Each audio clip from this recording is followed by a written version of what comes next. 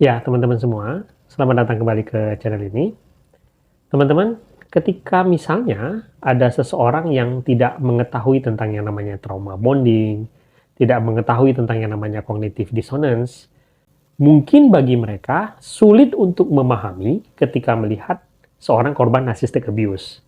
Mereka sulit memahami kenapa korban narcissistic abuse tersebut mau bertahan dalam hubungan dengan seorang narsistik yang jelas-jelas memberikan dampak buruk bagi mereka ataupun menyiksa mereka. Korban-korban narcissistic abuse sebenarnya bukanlah orang-orang yang lemah. Biasanya mereka justru orang-orang yang penuh dengan kasih sayang, kuat, penuh kasih, punya toleransi tinggi, mampu menahan rasa sakit, dan mampu menjaga diri mereka sendiri. Tetapi masalahnya adalah ketika seseorang berada dalam hubungan dengan seorang narsistik, biasanya dia akan lelah secara mental, fisik, dan emosional. Dan yang paling membuat mereka hancur itu adalah bagaimana seorang narsistik bisa menanamkan keyakinan kepada mereka bahwa hubungan toksik mereka dengan si narsistik itu bukanlah salah si narsistik, tetapi salah si korban. Inilah yang membuat para korban itu mengalami sebuah keadaan di mana mereka seolah-olah menjadi seseorang yang sangat bodoh karena mereka mau menjalani hubungan dengan si narsistik. Hari ini kita akan membahas sedikit tentang apa yang terjadi ketika kamu sedang berada di dalam jantung hubungan dengan seorang narsistik dan mengapa kamu bisa terlihat sangat buta untuk melihat burukan-keburukan dari seorang narsistik. Yang pertama, jelas kalian semua, para korban narcissistic abuse, itu akan mengalami yang namanya hot and cold. Hot itu adalah ketika dia menghujani kalian dengan love bombing, dia meyakinkan kalian bahwa kalian adalah cahaya hidupnya dia. Kalian adalah hal terbaik bagi hidupnya dia, dan dia mengatakan bahwa dia sangat beruntung mendapatkan kalian. Dia akan menghujani kalian dengan segala macam komunikasi dan seolah-olah dunia hanya milik kalian berdua. Tetapi kemudian esok harinya, dia bisa saja tiba-tiba sama sekali tidak menghubungi kalian.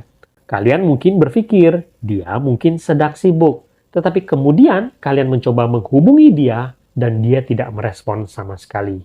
Kalian semakin penasaran akan hal tersebut dan kemudian mencoba kembali menghubungi dia terus-menerus. Tetapi kalian tidak mendapatkan respon apapun. Dan kemudian kalian menjadi panik. Kalian berpikir dan bertanya-tanya, apakah saya membuat sebuah kesalahan? Kenapa dia berubah sangat drastis? Kalian terus berpikir akan hal tersebut, dan kemudian esok harinya, tiba-tiba, si narsistik merespon pertanyaan kalian atau panggilan kalian. Tetapi dia hanya mengucapkan sepatah dua patah kata. Dia hanya mengatakan bahwa tidak ada apa-apa. Aku baik-baik saja. Tentu saja, itu kemudian membuat kalian menjadi semakin bingung dan semakin bertanya-tanya, apakah saya melakukan sebuah kesalahan? Apakah dia sudah tidak mencintai saya lagi? Jawabannya, teman-teman, dia memang tidak pernah mencintai kalian. Yang sedang dia lakukan, dia sedang melatih kalian, mempersiapkan diri kalian untuk menjadi supply-nya dia. Dia tidak ingin membuat kalian menjadi terlalu nyaman. Dia sedang mempersiapkan kalian untuk belajar memenuhi kebutuhan dia.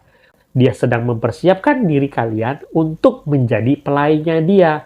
Dan pola ini akan terus berulang. Setelah dia terlihat tidak antusias dengan kalian, bisa saja tiba-tiba dia kemudian menjadi antusias kembali dengan kalian. Dia kemudian akan menelpon kalian berkali-kali, menghubungi kalian berkali-kali, memberikan kalian love bombing, dan impian-impian baru yang kemudian akan membuat kalian terlena. Kalian kemudian berpikir bahwa, oh, kejadian kemarin mungkin adalah sebuah anomali dan bukan sebuah kejadian penting. Sekarang kami saling mencintai kembali, dan kalian menjadi terlena kembali dan menikmati hal tersebut. Tetapi kemudian tiba-tiba dia kembali menjauhi kalian. Bahkan ketika kalian bersama-sama, dia bersikap dingin. Dan dia bersikap seolah-olah dia sama sekali tidak menyukai ketika kalian berada di dekat dia. Dan kalian kembali bertanya-tanya, apa yang sebenarnya terjadi? Kalian kembali frustasi, dan kemudian sekarang kalian memilih untuk memohon-mohon kepada dia untuk mengatakan apa yang sebenarnya terjadi. Tetapi dia menyimpan rapat-rapat apa yang sebenarnya terjadi. Dia tidak mau menjelaskan apapun dan membiarkan kalian dalam keadaan panik. Kalian terus bertanya, apakah yang sebenarnya terjadi?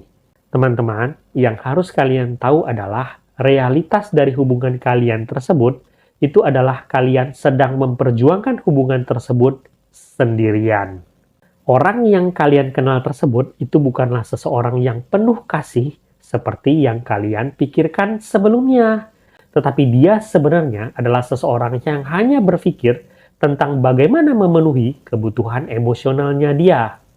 Seseorang yang memilih kalian untuk melakukan perintah-perintahnya dia, dan mereka tidak segan-segan mempermainkan emosi kalian untuk selalu memenuhi kebutuhan emosionalnya dia.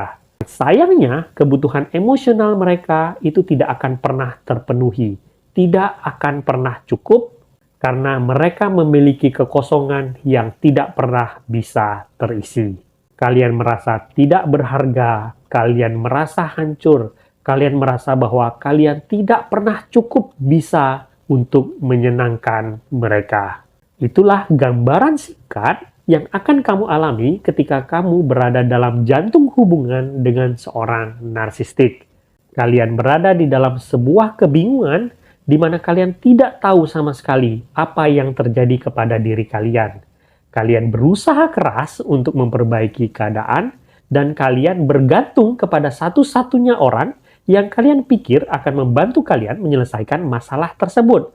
Tetapi dia menolak untuk menjelaskan apapun yang terjadi dan justru menambah kefrustasian kalian.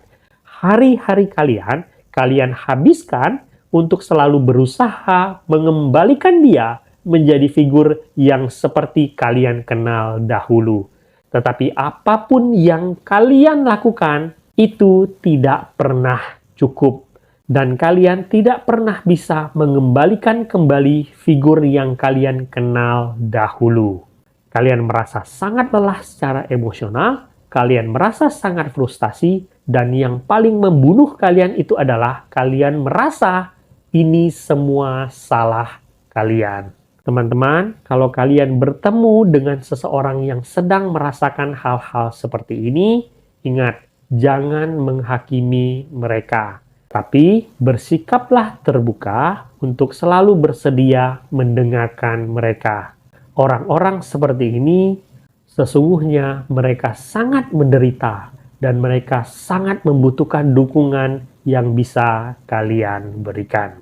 Lakukan apapun yang kalian bisa, karena kalian bisa saja sebenarnya sedang menyelamatkan kehidupan seseorang. Semoga video ini berguna. Sampai jumpa di video selanjutnya.